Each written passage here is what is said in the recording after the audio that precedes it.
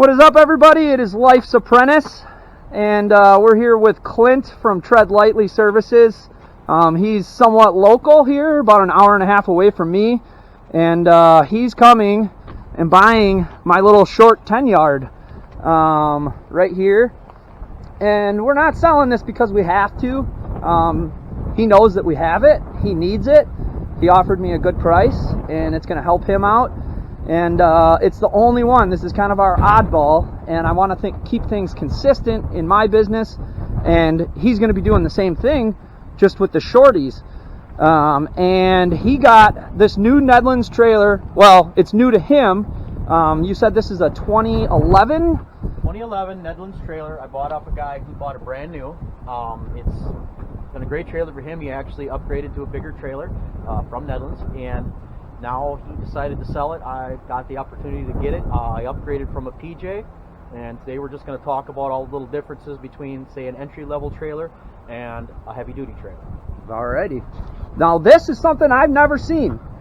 I've never seen a Nedlands trailer that just takes shorty cans. And you talked to Dave, Yep. and they do make these. Yep, they still make them to this day. They don't make them very often because everybody seems to want a little bigger trailer. But this is how they started out. They started out with these baby trailers.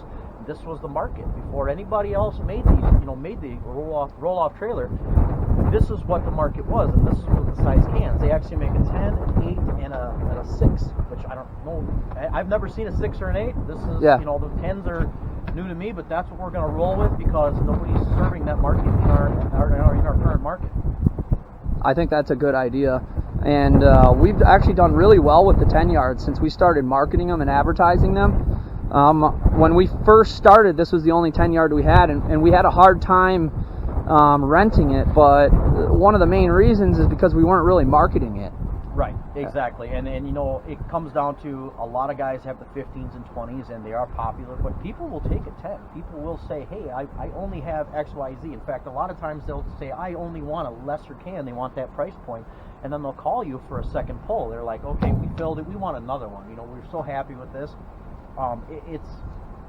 It's a different market, It's a niche. Yeah, it's a niche. It's a niche. And the riches are in the niches. Somebody told me that years ago. Yeah. You don't want to compete with the 30-yard guys, the big guys, the waste management, everything like that. You want to let them do their thing. That's fine. You're going to provide better service with, smaller cans. Is kind of where we're headed. The same thing you guys are doing. Yeah. I think the trailer dumpster business as a whole is a niche. Absolutely. So go over your trailer. What year is it, and what do you, I guess, like about it, or what differences do you notice with this trailer versus the PJ? And then talk a little louder because I'm worried about wind. Okay. This is a 2011 Netlands. I bought used, had the opportunity to buy it. It's, to me, in great shape. It needs a little paint job. Come spring, it'll get that. But it's just built like Fort Knox. I mean, the way these trailers are built, I have basically a shorter version of what you have, and the build quality is night and day. Does this trailer cost twice as much as a PJ or Lone Star or Max D or any of the other brands? Just pick one. Absolutely, but you're getting twice the trailer, if not 3 times. Yep. The build quality, the difference in steel. I mean, this is a 6-inch by 3-inch. That is literally 3 times the size of a competitive trailer. The winching system on all the other ones. If you don't provide good power to them right off the truck, you're dead in the water. You get 2 pulls, you're max, you're done. This thing, the reeving system, same thing as the big trucks, run off a pony motor. The only issue you could ever have is you run out of gas, or you blow a hydraulic line, which those are easy to fix. You could just as easily run out of battery with the other ones. Absolutely. Or blow a line on those too. Absolutely. You have to have a dedicated power line from your truck to your batteries, and even then, an 18,000-pound winch can draw 430 amps on initial draw, and you're pulling up 8 or 10,000 pounds. The can weighs 2,200 pounds. Now you got another 8,000 in it. You're over 10,000 pounds. You're pulling onto your trailer. It squeaks and groans and whines, and you can hear that thing just not happy. These things really don't care. They're built just like a big truck. They just do what you want. And I mean, probably the best thing we're going to talk about is this little controller right here. Yeah. I mean, this is worth its weight in gold, and they're expensive, so don't lose it. Yeah. But literally, the ability to have everything remote controlled hydraulic controls, if you were to lose it, is priceless. You're not out here holding two different controllers, which you have to do with one's a winch, one's your tilt, and it's a PJ system or a Lone Star or whatever. It's a great way to segue into the market and say, hey, this is for me, or no, this is really not.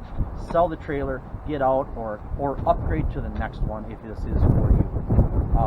We're gonna stick with the small cans on our next, on this trailer.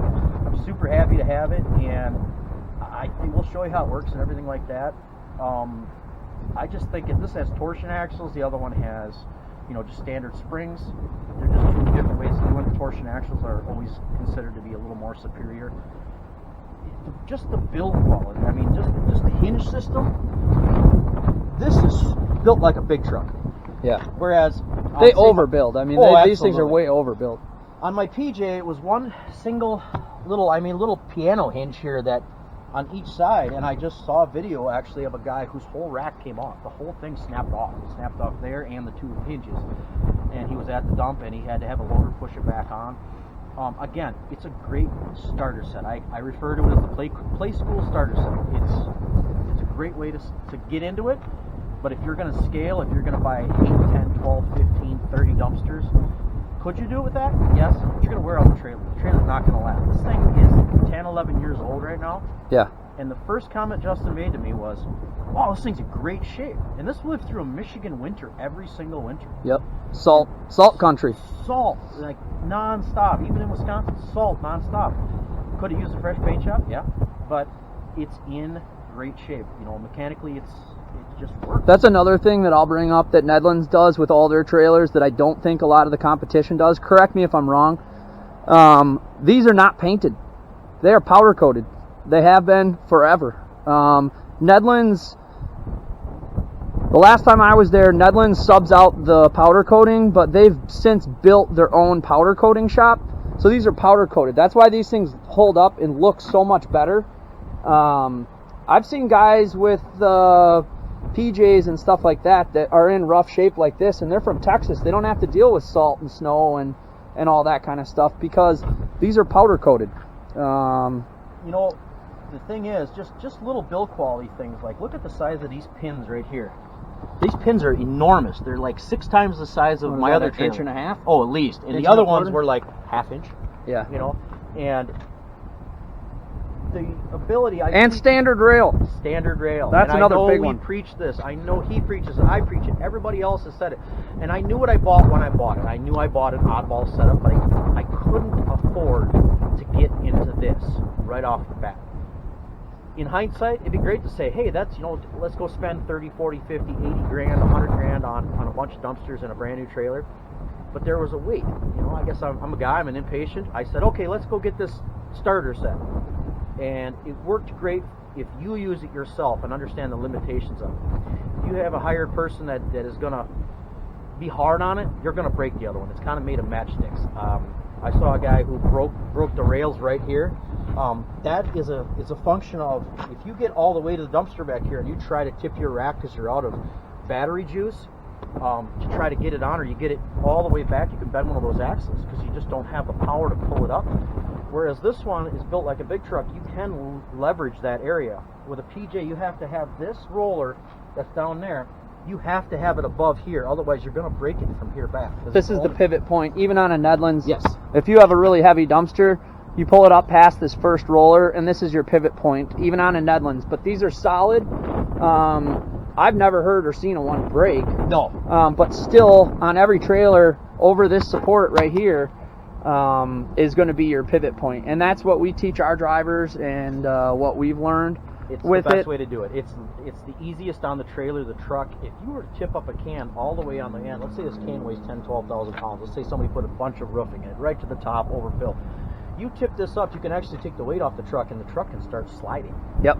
So the biggest thing is set your e-brake, and I put the truck in four-wheel drive before, just to make sure on a slope it doesn't take off on it. If you do that, mechanics, leverage, you could lose your traction on the truck, and away it goes. Especially if it's icy, snow. Yes. Lots of factors. So let's talk about the cylinders and the winch cable and the differences between the Nedlands and the PJ. So the PJ uses a scissor style, just like most of the regular trailers that people that build dump trailers are trying to build, these roll-off trailers, which again, it's not a bad system, it's just a very entry-level system. That scissor hoist is decent, but it has its limitations. Like I said, I just watched a guy who broke it off. He had too much weight in it, tipped off and broke. It's not as strong built as this Nedlands. And here's the thing: so we got twins. On mine, it's a 3-inch cylinder. On yours, it's a 4-inch cylinder, different size. Yep. But see these balance valves right here? If you were to blow a hose on this trailer, it will not drop to the ground. That's a safety valve. In other words, so if I'm halfway up, I blow a line, it's going to just stay there. It requires pressure on both sides so it can actually release, and then it'll go up or down. They don't have that. If you blow a line on a PJ, I know I'm picking on PJ, but that's what I had. It's going to come crashing to the ground. It may even bend your trailer if you have it halfway up and it's full loaded. Same with a lot of dump trailers. Most of them, all brands, doesn't matter. It's going to come crashing down, and it's great for a dump trailer. But with these trailers, you have double the amount of voltage that you need. You need 2 batteries right off the bat. You have a winch that can suck down 430 volts or 430 amps on initial load, an 18,000 pound winch. Plus you're trying to run the pump, hydraulic pump, to make it go up or down. I mean, you have over 500, 600 amps draw off of 1 or 2 batteries. 2 poles, you're completely toast. You have to have an umbilical cord, as we call it, off the truck, and even then, you're sucking down those batteries. I killed a set of batteries on my truck. I just put new ones in it the other day. Yep.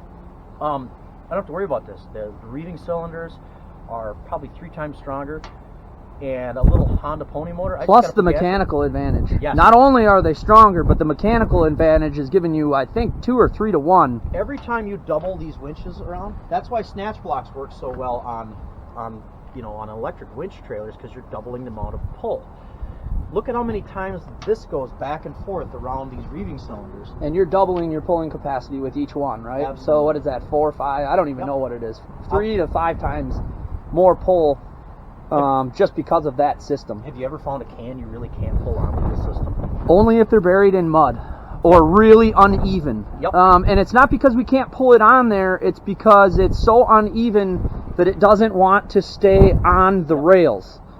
It's not the truck or the trailer's fault. It's because the only one we've had real problems with, and I made a video about it, one side in the back sunk in and the other side didn't. Had both sides sunken in, we could have put the truck in neutral, backed up, and got underneath it. Hold it underneath. But because the can was sitting on an angle, it was landing on this rail, and it was 8 inches off of this rail, and that was the issue. But it had nothing to do with the weight. And it was heavy. It was like 9 tons. 8 or 9,000. I saw that video. Yeah, but that was because it was so uneven, and we were able to fix that. But yeah, so it is. I mean, they are built to last. Netlands has been building these for a long time. I'm not sponsored by Netlands. I'm just trying to show you guys the reality, the truth, and bring you guys the best equipment, because I don't want to see you guys buy the wrong stuff. And I want you, when you buy something, to be happy with it. And I guarantee you, if you buy a Netlands, you will not be disappointed. Some of the other things we'll talk about that Netlands has, we'll show you when we pick this dumpster up. Well, that'll be right at the end of the video. But you have a safety here which locks your can from sliding forward and back. You have these wings right here that every dumpster locks into. That's going to prevent the can from bouncing and falling off. And on your trailer, what do you have? Safety hooks in the front? So there was a locking mechanism, was manually. This one's automatic, so as this rack comes down, they push up through, which automatically locks. You don't got to do anything. On the PJ, you just pull a pin and then you lock it in. That system wasn't bad. It was pretty good. I never had an issue with that. It's about longevity. I knew I wasn't going to be able to scale with that other system unless I bought out a bunch of little companies. I bought out all their cans, and even then the market was really high. It wasn't like I was getting a good value on that. These, I know I'm getting good value because of the way these are built, the way the trailer's built. I know I can have, this trailer's 10 years old. Yeah. 11 years old actually now. Yep. So, and I feel that I still have a very, very good amount of, I still feel the trailer has another 10 years left of capacity. or ability to perform. This thing right here, this is built at least twice as good as the cans I just got rid of. Even though they're in great shape, this can's probably what, 10 years old, 10, 11? This can is 13 years old. Okay. I can guarantee you my cans that I just sold are not going to be in this good a shape at 13 years old. Yep. It's just about build quality. And we can show you, I mean, it's covered in snow on the inside, but I can promise you that none of these are rusted out on the bottom. You can see the old owner painted these with graphite paint, and it's dark colored. This was to help prevent frozen dumpsters and help things slide better. But, I mean, this thing's in as good a shape as any of my new ones, basically. No rust issues. No, I mean, there's dents and dings and stuff like that, but I have those on dumpsters that are a year old. Yep. I mean, you can look at the stickers here. That sticker's original, never been replaced. I mean, that sticker's 13 years old. And that's, I mean, that just goes to show you that when you buy the right stuff and it's built the right way, it's going to last. And door and everything still functions. Still fine. It's faded. It's got scratches and surface rust, but I mean, this thing's going to make money for many, many, many more years to come, and just super high quality. Something we should talk about is the difference in the PGA can. I'm trying to pick on PGA, but they build it like a dump trailer. They put barn doors on the back, and they're real thin, and there's a little latch cam lock top and bottom. Those break easy. Those can break. You have to be careful. We tipped one up, had a little bit of concrete in the bottom, pushed that back, bent the cam lock. This you're not going to break. This is built just like a big dumpster. I mean, this is a miniature version of a big dumpster. With these right here, this is built so much better, and the dumpster holdback is the biggest thing. I upgraded all of the cans that I had because the factory little T-bars, as everybody who has a dump trailer knows, they flop open as you're driving forward, and then they taco the door. This isn't going to happen with this. You're going to have a hard time bending this door. The little doors, you really got to watch it, or if you have a hired man, hired woman, whatever, you're going to have to really watch and tell them. You got to hold them back, and you got to make sure they're bungeed down and held down. You're never going to have to worry about that with this. This is probably the best system you could probably ask Like for. you said, I mean, these things are literally built with the same quality as 30, 40, 50, 60 yarders. If you called up Nedland and say, I want 30-yard cans, this is going to be built the same way. Yep. You know, it's just built like that. They're not sacrificing Nope. on a smaller dumpster because they assume every dumpster is going to haul more than it's supposed to. Same with the trailers. Overbuilt. They're Yes. overbuilt, and Yes. that's why we're standing here having this conversation, is because I decided after 9 months to upgrade and move ahead with the business and upgrade to, yes, it was a used trailer, but it's still got a ton of life left. And I'll probably order another trailer in another 6, 8, 10 months if this goes well with this set of dumpsters. Do your market research and figure out what works for you. Yeah, is this a lot more money? I mean, the trailers, there's where you're at. The trailers double the money, over double the money. But after you buy 10 cans versus the other one, these are actually a little bit cheaper, quite a bit cheaper actually. Yep. You're going to be actually in a better position with this setup at 10 cans versus a different brand, a cheaper setup with 10 cans. And you have to find people if you want to sell those cans or get more cans that have those oddball cans. They all seem to pick a different size. These are standard rail. These are 36-inch rail, 35, 35 and a half, 36-inch rail. They call it a 36. This is what all the big boys use. And here's the thing. If you have a can that's just stupidly open, some guy puts concrete this high up inside of it, you can call up a buddy, let's say, who has a standard rail big boy truck and say, hey, I can't pick this can. Can you come pick my can? He can do that. He can't do it with your oddball setups, with your PJ, Max, whatever, load trail, whatever. He's going to look at you and say, get an excavator and empty it. But if you have standard rail cans and a standard rail setup, you could call somebody who has a bigger setup than you and say, hey, can you come help me out? Absolutely. And then you'll owe him or whatever. It's a symbiotic. Make friends with you're not your competition, but don't look at them as competition. Look at them as an ally. Look at them and say, hey, I don't want to make an enemy of them. We're in the same business. If you call them up or they call you up, help them out. You know, that's what I would tell you. You know, make relationships. Another big difference you're going to find with Nedlands versus a lot of the competitors is the Honda motors. This one is a 9-horse on the bigger trailers, or maybe they do the 13-horse on all of them now, but there's a 13-horse electric start. You have a battery right back in there. This runs all of your hydraulics with the remote that he showed you. Here's your manual hydraulic little levers here in case the remote dies or breaks or you don't have a remote, because it's not completely necessary. The other thing I really like about them, if you're using a truck that is your family vehicle and your work vehicle, you have a hydraulic jack right here. So super easy to get your trailer on and off. It's not a big pain in the butt. And this motor is going to allow you to run all day and not have to worry about batteries dying and this and that. It does have a pull start, so if your electric start doesn't work, you pull it. These Hondas are bulletproof. They last forever, and they're pretty easy to maintain. And tarper. Now everybody offers a tarper. This does not have the motor, but to set up a motor on here and have an automatic tarper would be very easy. You have the mount, you have the tarp, you have the arms, so that would be super easy to upgrade. But even this is like spring loaded, so this is going to be a lot easier than climbing on every dumpster and tarping and bungeeing and all that kind of stuff. Nedlands trailers, they make the best. I would say they're at least 10 years in front of the competition, and quality wise I don't think the competition can keep up.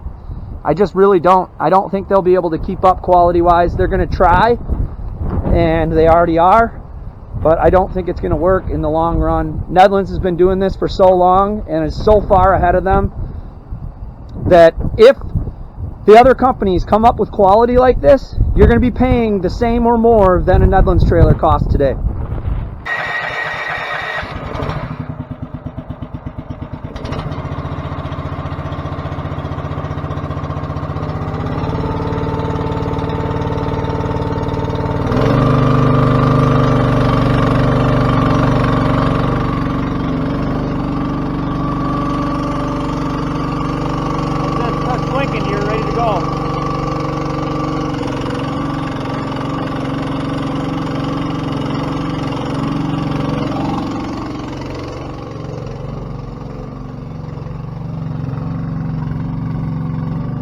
Going. It'll roll. It should roll off of there. It doesn't want to roll. Keep going. Keep going. It's a Nedlands. You don't have to worry. It's not made of matchsticks? Yeah. Hard to run with this glove on.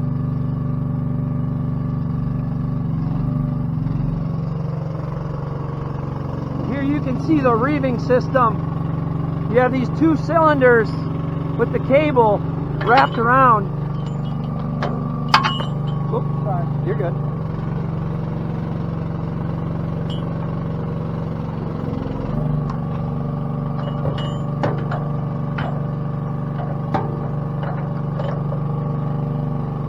Now just pull it up just a little bit. You wouldn't want to do this with a really heavy one. Right. For the reasons that we talked about. Just pull it so it's barely on there. Okay, stop. Tilt it down. And I've showed this in videos, you've probably seen it. But this will save you a lot of little hassles. Make sure you teach your wife this. Because it's hard to get pulled up to be perfect every time. But you don't need to every time. Nope, stop. Get this where these are perpendicular or parallel with this rail. Now what that's going to do, okay, now start pulling. If you keep those perpendicular, it forces that can to stay on the rail. It doesn't have a choice. Oh yeah. Now, if you pulled it up crooked and you don't have contact with those rails like that, it can get off. Now tilt it up a little bit. I mean, now you're good. I just don't like when they slam. Yeah, neither do I. They're getting all greasy.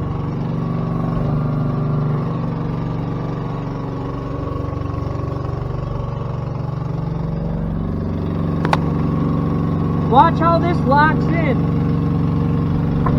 See that? That's a safety right there. You see this? That's another safety. It's gonna keep it. Watch.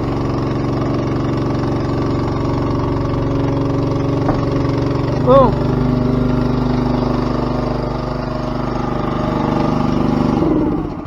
So you have 3 points of safety here. You have your winch, your cable. Now, if that were to break for some crazy reason, this little thingamajigger, whatever you call that thing, if you can see down in there, if that cable were to break, that thing right there is going to prevent the dumpster from going back. Now this up here, this little wing right there, is going to prevent the back of this dumpster from bouncing and going off of the rails. And here you can see the can when it's on. I mean, it looks no different than my truck and trailer, other than the length. So it looks like it was meant to be. This little dumpster was looking for a home, and I think it found it. And here's the 16-footer, which would be, if that 10-yard was on here,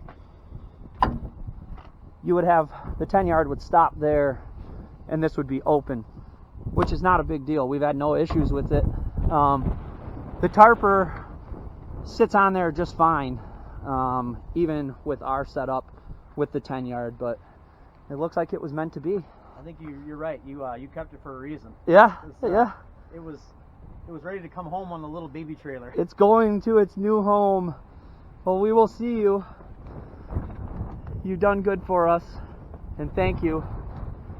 You go out there and make this guy some money now. Absolutely. My thought is this can has at least another 10 years life left in it, without a doubt. I mean, it's more solid, than that. It's not rotted out. Yeah. I'd say 10 years without doing anything to it. It's going to get a fresh paint job and look pretty again, and it's going to go out and be on a customer's driveway and be proud, be all lettered up and everything, and be, make more money. And then he's going to reinvest this and put it in probably another can, one of the longer ones. It just made sense for both of us. Yep. So. Yep. And that you can keep your business consistent with this size, and I can keep my business. I'm not getting out of the 10-yarders, folks. Like we have them. They're just a little bit different. They're the 14-foot long and they're 2.5 feet tall. So we're not getting out of the 10-yarders. This guy just wanted to go to Madison, I guess. I don't know. Did my can turn into a liberal? I'm definitely leaving that in too. Yes, leave it in. Yeah. That's awesome. No, it's going to the state capitol. That would be cool. Yeah, hopefully there'll be a lot more to join them. Yeah. I plan on ordering a bunch of them, so yeah, we'll go from there. Yeah, cool. Let's get you some money.